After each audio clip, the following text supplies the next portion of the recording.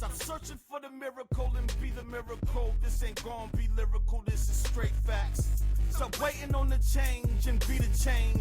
This ain't new news, this go way back. Stop waiting on someone to get it for you, go get it for yourself. Take your pride back. If God is your motivator, then you can do all things. Believe that. My power is divine, every line aligned with a higher power. Receive that.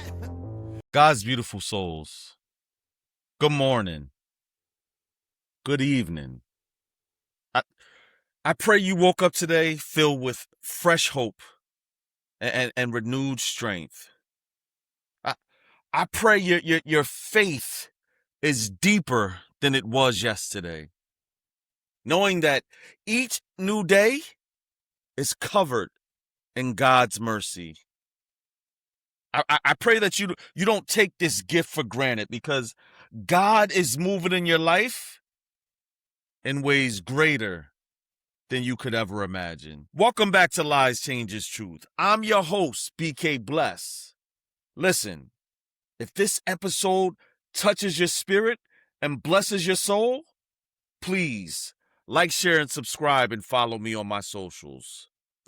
The more people we get these messages out to, the more people we can heal.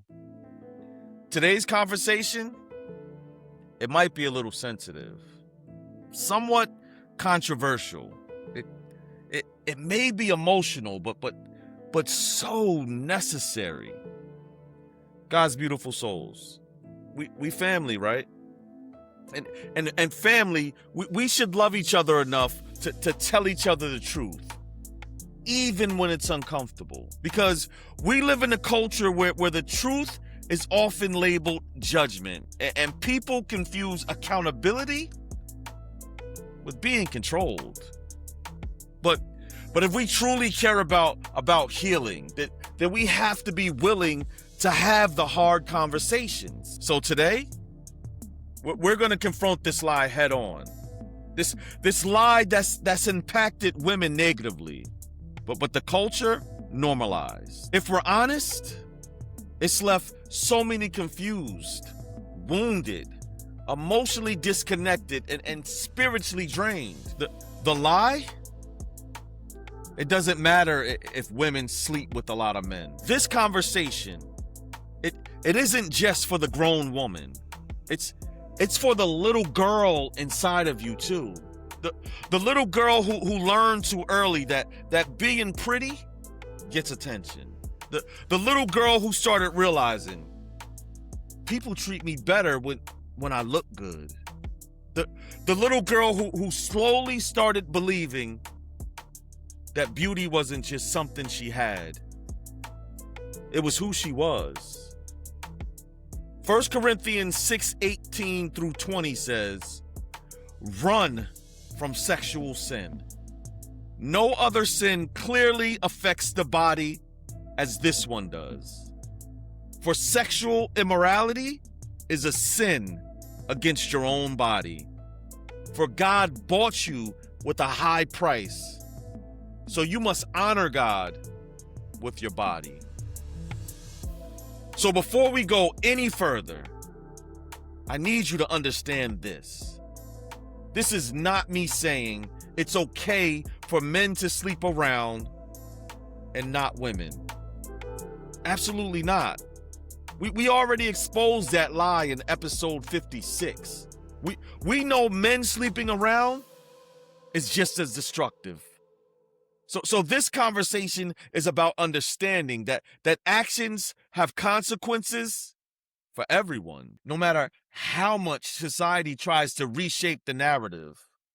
Reality still exists. When women are little girls, they're taught that their beauty is what matters. And I'm not saying that there's anything wrong with being beautiful, and there's nothing wrong with appreciating beauty. But the danger happens when beauty becomes your identity. I want you to think about this. When little girls hear, "You're so pretty," you're gonna break hearts. "You better stay beautiful, girl." Men love women who look good. And then the world reinforces it. Instagram, TikTok, music videos, celebrities, fashion magazines, and all the movies. 1 Peter 3:3-4 says, don't be concerned about the outward beauty of fancy hairstyles, expensive jewelry, or beautiful clothes. You should clothe yourselves instead with the beauty that comes from within. While affirmation is good, a woman might be conditioned to believe my value is connected to how desirable I am. And that's where the trap begins. When you start feeling like you only matter when somebody wants your body, attention becomes currency. But the problem is, attention is not love. Desire is not commitment, and lust is not value. And some women are unknowingly trading pieces of themselves for validation. Let's be real. A lot of women didn't become hypersexual because they're free. They became hypersexual because they're wounded, they're hurting, they're searching for something. Some are lonely, traumatized, and trying to prove something to themselves. And some women, they just want to feel chosen. And if nobody ever taught you your true worth, you might spend years confusing lust for love. But God's beautiful soul, those are not the same thing. A man wanting your body doesn't automatically mean he values your soul. Some women got 2 million followers and still don't know their real worth. Getting likes, DMs, compliments, and still asking themselves, am I enough? Because validation from the world can't heal insecurity. The truth of the matter is, some women use sex to cover abandonment wounds, to regain control of their life, to escape pain and seek validation. And some are just trying to numb their abuse, their insecurity, and the wounds from their father or mother. And it can distract you from it temporarily, but sex can't heal trauma, and unresolved pain eventually will resurface. That applies to men too, because again, this isn't anti-woman. This is pro-healing. This is about compassion, not judgment, because a lot of behaviors people glamorize are actually symptoms of deeper pain. And untreated pain can sometimes look like self-destruction. But they're out here calling that self-destruction a hot girl summer or their hoe phase. You can laugh, but I also want you to think, because culture likes to rebrand brokenness as empowerment. See, the enemy is subtle, because after brokenness gets glamorized, the conversation shifts from healing to justification. Now, instead of asking, is this hurting us? Society says, since one gender normalized dysfunction, the answer is the other gender should embrace it too. This is what Dr. Martin Luther King Jr. said. When a society confuses permissiveness with freedom, it breeds chaos instead of healing. See, pain duplicated is still pain. Chaos shared is still chaos. And brokenness, no matter how beautifully you market it, it's never liberation. Because copying harmful behavior doesn't elevate anyone. It just multiplies the damage. There's this modern idea, if men do it, then women should do it too.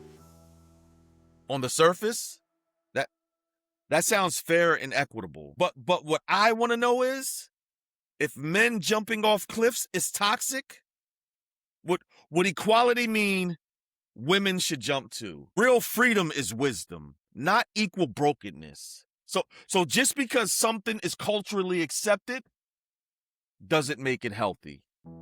And if sleeping around damages men emotionally, mentally, physically and spiritually.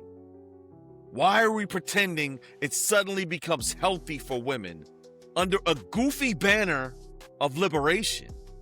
Because if liberation requires you to inherit the same wounds, emptiness, and spiritual damage that has already hurt men for generations, then that's not freedom. That's lies sold in platinum songs and bad advice. And some truths, they cut deep because they bring light to what culture tries to normalize. I know this next topic causes a lot of division online because it's a reality a lot of women don't want to hear. Most men, especially men that want marriage, they care about your body count. And while this is frustrating to some women, ignoring reality, it doesn't change it. It's not because grace doesn't exist, but because most men associate sexual restraint with values like discipline, discernment, commitment, and emotional stability. And in general, men typically value purity in their partner more than women do.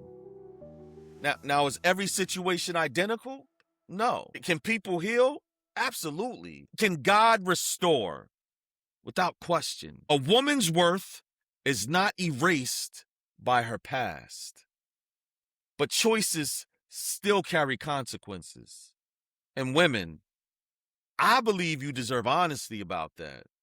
And while no one might have prepared you for how your choices can shape how you're perceived, the world absolutely trains you to believe your greatest value is still how flawlessly you can be seen. That's the cruelest part of it all. While the world avoids telling women hard truths that could protect them, it aggressively profits from convincing them that they're never beautiful enough, just as they are. So instead of nurturing your spirit, protecting your peace, and building lasting substance, women are pushed towards external enhancement, hoping altered beauty will heal wounds that only truth, love, and God can truly restore. Women feel enormous amounts of pressure to upgrade their appearance. So they pay for hair extensions, lashes, BBLs, lip fillers, all types of cosmetic surgeries, and even use filters while they're on social media. And again, there's nothing evil or wrong about self-care. But when beauty becomes the primary strategy for worth, problems will arise. You spent $12,000 to become that girl, only to realize that man still wasn't there for the long haul. Because surgery can change your appearance, but it can't heal broken relationship patterns. So yeah, you might attract attention, but it's character that attracts and sustains covenant. And it's sad, but it's true. Some women are out here building beautiful luxury exteriors, but their interiors are emotionally bankrupt. God's beautiful soul, you look like $1 million, but can't recognize genuine love when it's standing right in your face. And men, they will desire the look, but still not want to build a life with you. Because there's a difference between desire and wife. I know it's a hard pill to swallow, but it's reality. So fathers, we need you. Your role is powerful to shape a daughter's understanding of boundaries, worth, protection, and healthy masculinity. Daughters, they need more than gifts. They need affirmation, protection, guidance, and standards.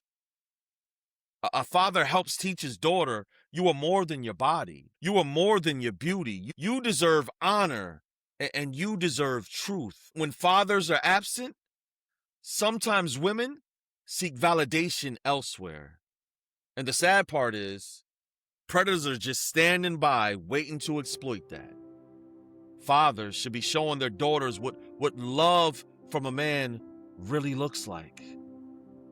1 Corinthians 6:19 through 20 says, your body is the temple of the Holy Spirit. That means your body is sacred, not casual, not disposable, and not merely transactional. Like I said in episode 56, sex is not just physical. It's so much deeper than the culture admits. It impacts your soul, your emotions, your attachments, your self-worth, and your spiritual clarity. And repeated, casual intimacy can desensitize you. Eventually, people become comparisons instead of connections. Now, when you find real love, they have to compete with memories, old patterns, and emotional conditioning. This is why your healing is so important. Women, I know some of you listening right now have confused attention for love. You've confused desire for worth and temporary validation for identity. And God is saying you're worth more than what culture reduced you to. You're not disposable.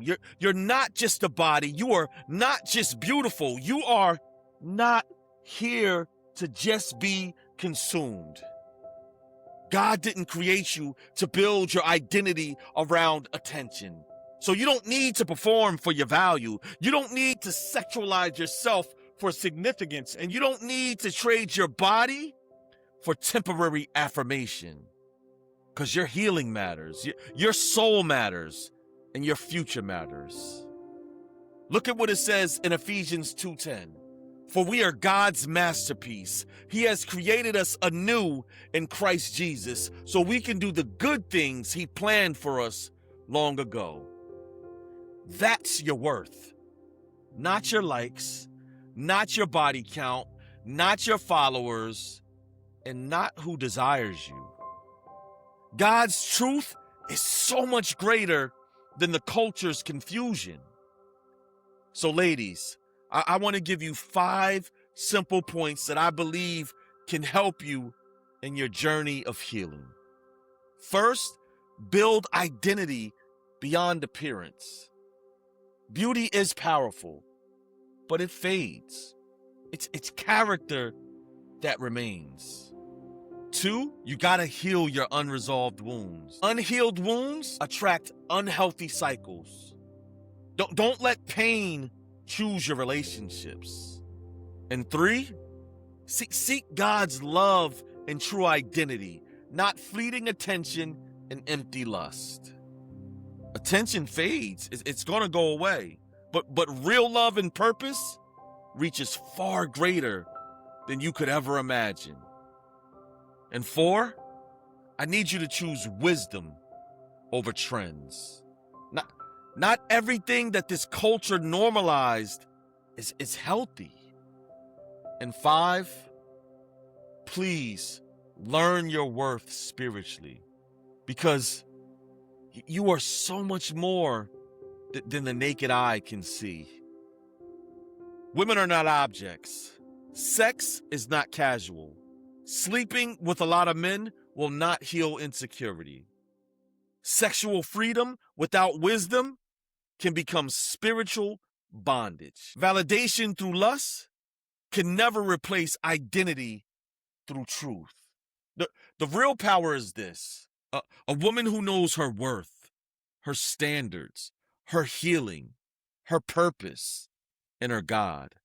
Because true value comes from knowing who you are, not who desires you for what they see on the outside. The lie? It doesn't matter how many men a woman sleeps with. The change? Shift from external validation to healing, identity, and wisdom. The truth? Your body, heart, and soul, they carry value. Your worth is not found in sexual liberation, attention, or appearance. It is found in truth, wholeness, honor, and God. To every woman listening, this episode is not here to condemn you. This is about freedom. It's here to protect you, to remind you, to wake you up. Your past does not erase your value, but wisdom and truth can protect your future. You are more than just your beauty. You deserve more than being desired. You deserve to be cherished, protected, loved, and honored. And sometimes, real love, it tells hard truths, because truth is what sets us free.